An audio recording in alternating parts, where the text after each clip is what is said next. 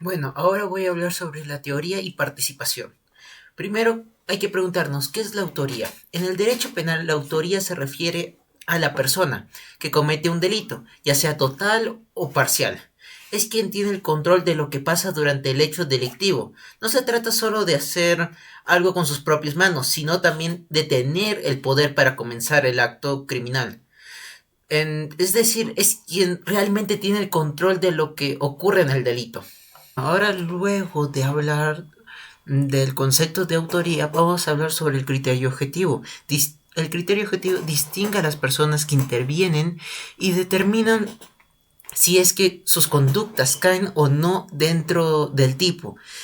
Es el criterio objetivo el que diferencia entre la autoría y la participación de los involucrados. Se divide en dos: formal objetivo, que no se toma en cuenta la causa, pero sí a los sujetos que realizan en total o parcialmente la acción típica, y permite distinguir entre quienes son autores y quienes no lo son. Por ello no se toma en cuenta a los autores mediatos. El material, ahora, material objetivo. Aquí se toma en cuenta la peligrosidad del hecho ejecutado y quien las ejecuta. Aquí sí se justifica a los autores mediatos. Ahora, el criterio subjetivo. El criterio subjetivo se refiere a la interpretación basada en la percepción, intención, conocimientos y motivos personales del agente. Es decir, es en lugar de enfocarse en los hechos externos o en la apariencia de una conducta, este criterio considera la intención y su conciencia en el momento de la acción. También tenemos la teoría del dominio del hecho, que esta teoría es contraria a la teoría del criterio subjetivo. La teoría del dominio del hecho sostiene que la responsabilidad se determina por la acción concreta y efectiva, sin necesidad de indagar en la voluntad o intención del sujeto. El criterio también de violación de deberes se refiere a que la culpabilidad surge cuando exige una violación a un deber establecido. Se configura cuando el individuo incumple con un deber que le era exigible en su virtud de su posición, función o situación. De la autoría hay diferentes tipos de autor. Por ejemplo, el autor directo. El autor directo es quien ejecuta por sí mismo todos los elementos del tipo penal. Su intervención es total y directa, sin depender de otra persona para consumar el delito. Por ejemplo, quien apuñala a una persona con intención de matarla es autor directo del delito de homicidio. Ahora, el coautor. El coautor es quien, junto con otra persona u otras personas, participa en relación al hecho delictivo, repartiéndose funciones bajo un acuerdo común. Aunque no ejecute todo el delito por sí solo, cada coautor tiene el dominio funcional del hecho, es decir, su contribución es necesaria para lograr el resultado típico. Ahora, la coautoría requiere tres elementos. El primero es el acuerdo común, el segundo, distribución de funciones, y el tercero, aportación esencial al resultado delictivo. Un ejemplo clásico es el robo planificado. Una persona fuerza la puerta, otro vigila, otro lleva los objetos. Cada uno es coautor porque actúan coordinadamente en cada parte del delito. Ahora, el autor mediato. El autor mediato es quien utiliza a otra persona como instrumento para ejecutar el delito, generalmente porque esa persona actúa sin culpabilidad, sin dolo o bajo coacción. El autor mediato no ejecuta directamente el delito, pero lo controla a través del otro.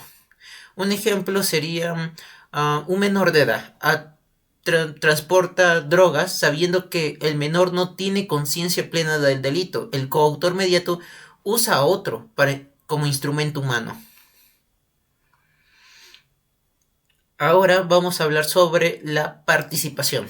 La participación en el derecho penal significa intervenir en un delito sin ser quien lo comete directamente, pero ayudando de alguna forma a que se lleve a cabo. La persona que participa no tiene el control total del delito, pero se puede facilitarlo, incitarlo o colaborar en él.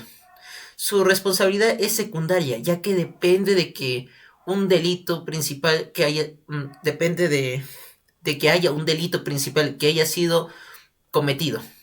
Existen diversas formas de participación. Las más reconocidas sería el instigador. El instigador es quien motiva o induce dolosamente a otra persona a cometer el delito, sin ejecutar directamente el hecho. Su influencia debe ser determinante para que el autor realice la conducta delictiva. Como señala en la doctrina, la instigación al lado de la complicidad constituye una forma de participación en sentido estricto, de quien dolosamente decide a otro a cometer el hecho punible. Un ejemplo, si alguien convence a una persona para que cometa un homicidio aportando razones o presión, sería considerado instigador. Esta figura requiere dolo y se sanciona siempre que el delito se lleve a ejecutar. Ahora, el cómplice. El cómplice es la persona que ayuda a cometer un delito, ya sea antes o mientras ocurre, pero no es quien lo dirige o ni lo controla, sino su participación no es necesaria para el delito para que se realice, pero sí lo hace más fácil realizar. Un ejemplo es quien presta un vehículo sabiendo que será utilizado para un robo. El cómplice actúa con conocimiento, voluntad de ayudar, pero no participa en la ejecución del robo. O sea, no ejecuta principalmente el robo, mas es una persona secundaria, se podría decir. Para terminar el tema, es importante tener clara la diferencia entre autoría y participación en un delito. El autor es quien tiene el control del hecho, es decir, comete el delito o lo dirige, realiza total o parcialmente el acto delictivo. Por eso, su responsabilidad es plena y recibe la sanción principal. En cambio, el partícipe no tiene el control, solo ayuda a cooperar a realizar el acto o influye en la realización del delito, pero no lo ejecuta. Su responsabilidad es menor porque depende del delito que comete pues el autor y normalmente recibe una pena más baja. Un ejemplo claro sería el autor es quien dispara a una víctima y el partícipe sería quien entrega el arma o convence al autor para que lo haga. En resumen, el autor es quien realiza el delito y el partícipe solo es el que colabora sin tener dominio del hecho.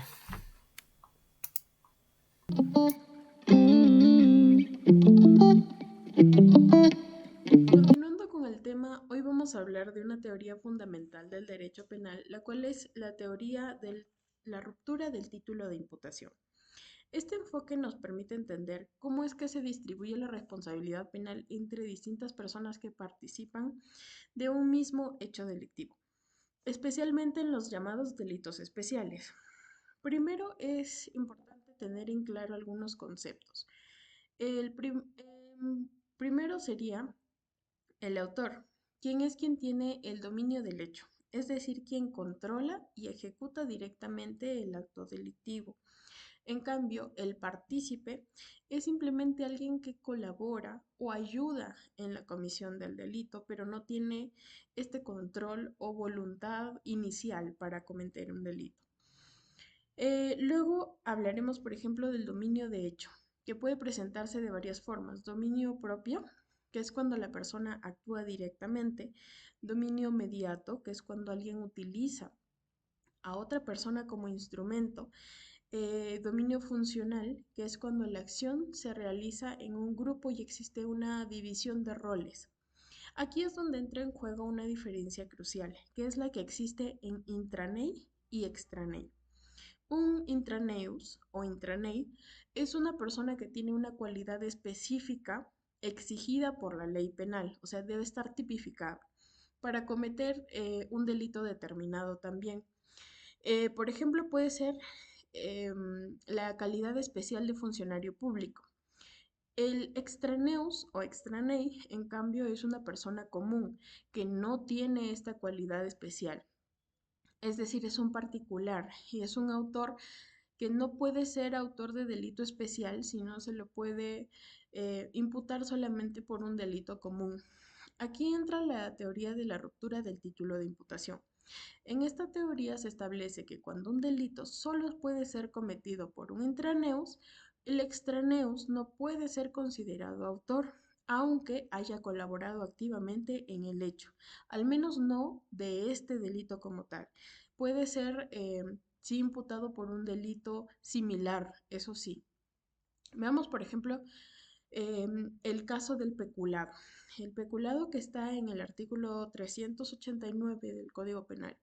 Un funcionario ordena, por ejemplo, a un particular retirar dinero de la caja destinada para un proyecto y hace una pequeña malversación. El funcionario responde por peculado y el particular no puede ser imputado por peculado porque el peculado necesita específicamente que sea un funcionario quien haya cometido este delito. Sin embargo, puede ser imputado, sí, por otro delito que puede ser hurto o apropiación ilícita de bienes, pero no por el mismo delito especial, sino como dije anteriormente, como un delito común. En conclusión, la teoría de la ruptura del título de imputación establece que la responsabilidad penal depende no solo de la participación del hecho en sí, sino también de la posición o cualidad exigida por la ley para ser autor del delito.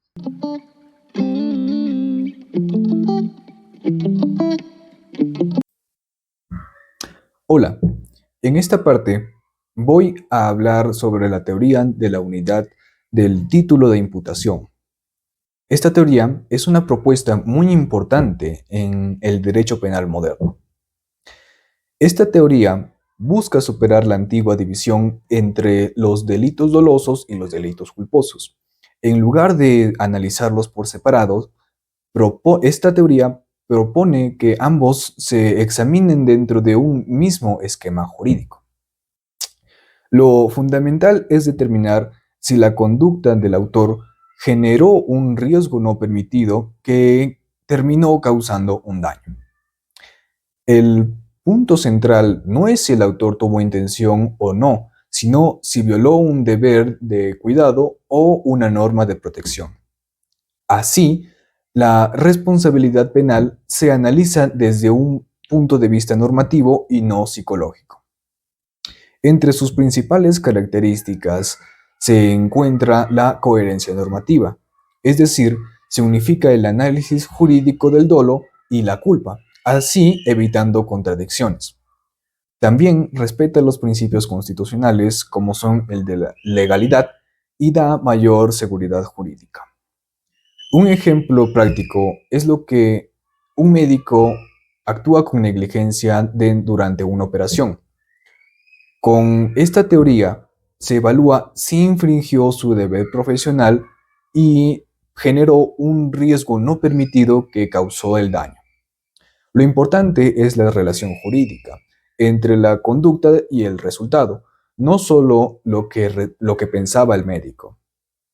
También se aplica en accidentes de tránsito o en delitos empresariales, donde lo relevante es si el agente incumplió deberes que generaron consecuencias para otros. En resumen, esta teoría integra un análisis penal en una sola estructura lógica, enfocada en el riesgo y en los deberes jurídicos. Así, mejora la coherencia del derecho penal y permite decisiones más justas y coherentes.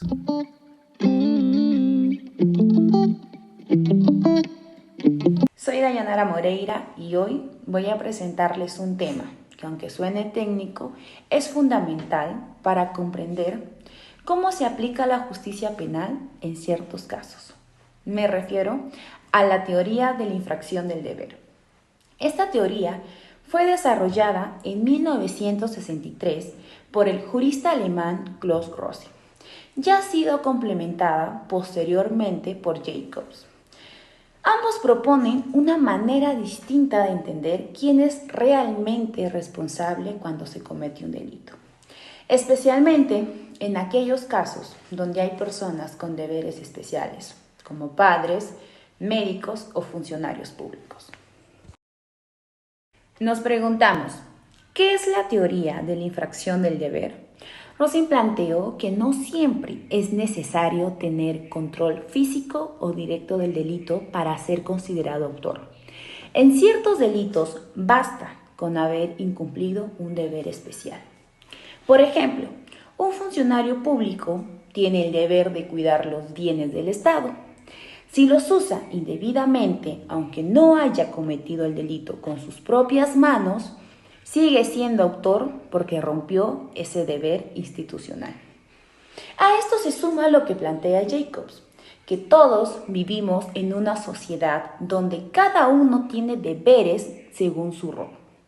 Estos deberes generan una competencia personal que no se puede transferir a otros. Si esa persona incumple con su responsabilidad, entonces puede ser penalmente responsable. ¿Por qué es importante esta teoría?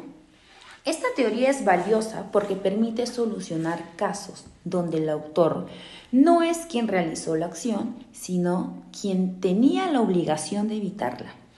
Así, amplía la forma en que se comprende la responsabilidad penal y se adapta mejor a ciertos delitos modernos, como los de corrupción o los que involucran abuso de poder. Además, ayuda a que no quede impune quien por omisión o por abuso de su cargo haya dañado bienes jurídicos importantes como la vida, la libertad o el patrimonio del Estado. Dadas las investigaciones, tenemos argumentos a favor y en contra. A favor, claridad práctica. Es más clara que otras teorías para definir quién es autor en delitos complejos. Autoría sin dominio del hecho. No se necesita tener el control del delito, solo haber incumplido el deber. Protege mejor a la sociedad. Al reconocer deberes institucionales, previene abusos de poder. Da seguridad jurídica. Delimita la responsabilidad basándose en el deber legal o institucional de la persona. Argumentos en contra. Riesgo de violar el principio de legalidad. Podría castigarse a alguien sin acción directa, lo cual algunos consideran injusto. Difícil de delimitar. A veces es complicado diferenciar entre deber general y deber especial. Puede ampliar demasiado el concepto de autoría. Incluso personas que solo participaron podrían ser tratadas como autores. Aplicación práctica en Perú. En nuestro país, la Corte Suprema ha reconocido y aplicado esta teoría. Un caso importante es el Acuerdo Plenario 2-2011, que establece que el incumplimiento de un deber especial puede convertir a alguien en autor, incluso si no tuvo el control del hecho. Esto se ha aplicado especialmente en delitos contra la administración pública, como peculado, cohecho, donde los funcionarios públicos, por tener un deber institucional, pueden ser considerados autores. En resumen, la teoría de la infracción del deber cambia el enfoque del derecho penal. Nos enseña que ser autor de un delito no es solo hacer algo malo, sino también dejar de hacer lo que uno estaba obligado a hacer. Es una teoría que no solo interpreta la ley, sino que refleja un valor humano, la responsabilidad moral e institucional. Porque cuando alguien falla en su deber, daña mucho más que una norma. Rompe la confianza social. Gracias por su atención. Bueno, el presente análisis nos deja claro cuán importante es distinguir entre autoría y participación dentro del derecho penal. No podemos olvidar que no todas las personas que intervienen en un delito tienen el mismo grado de responsabilidad. Hay diferentes niveles y diferentes roles que deben ser claramente identificados para poder aplicar una sanción justa y proporcional. Al examinar los distintos tipos de autor, ya sea autor directo, coautor o mediato, y también los partícipes como el instigador o cómplice, se pone de manifiesto que una correcta calificación jurídica de cada persona que interviene resulta fundamental, ya que sólo así se garantiza que la sanción sea adecuada y que corresponda verdaderamente al grado de participación de cada persona dentro del delito. Asimismo, el estudio de las diversas teorías relacionadas con este tema, como el título de imputación, la ruptura, la unidad y la infracción del deber, enriquece nuestra comprensión, especialmente en casos complejos en los que intervienen sujetos con deberes especiales.